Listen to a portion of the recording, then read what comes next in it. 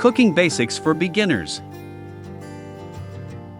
When it comes to cooking, it is important to keep in mind that everyone started somewhere. I do not know of a single person who was born with a wooden cooking spoon and ready to go.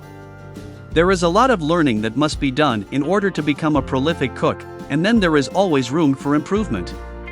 Not only do you need to begin with the basics when it comes to cooking, but you almost need to begin again when learning to cook a new cuisine such as Chinese, Thai, or Indian food. This means that at any given time in your cooking learning cycles, there is quite probably someone somewhere that is better or worse at cooking than you. Take heart from this, because even the best have bad days when it comes to cooking.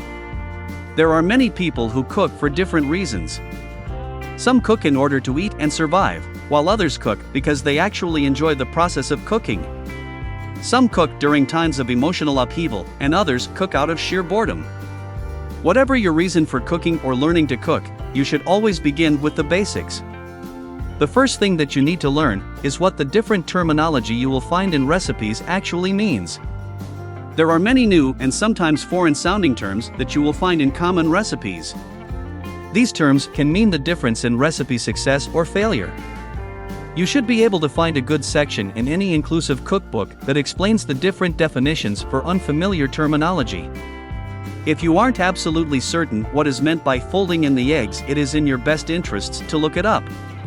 Another great bit of advice when it comes to cooking basics is to try simpler recipes for a while and then expand your horizons to the more complex recipes that abound. Most recipes will have a little note about their degree of difficulty, and you can read through the recipe to see whether or not it is something you are interested in preparing or confident that you can prepare. Remember, Rome wasn't built in a day, and it will take quite some time to build a reliable repertoire of recipes to work into your meal planning rotation.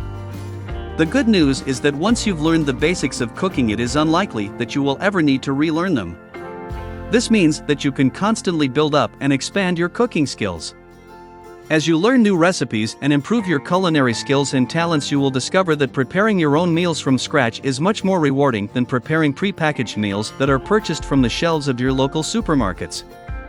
You will also discover, as your experience and confidence grows, that you will find yourself more and more often improvising as you go and adjusting recipes to meet your personal preferences. If you prefer more or less of ingredients, or want to make a recipe a little more or less spicy in flavor, you can make simple adjustments along the way in order to achieve this goal. In other words, you will begin in time to create recipes of your very own. And that is something you won't necessarily learn when it comes to basic cooking skills for beginners, but you would never learn if you didn't master those basic cooking skills.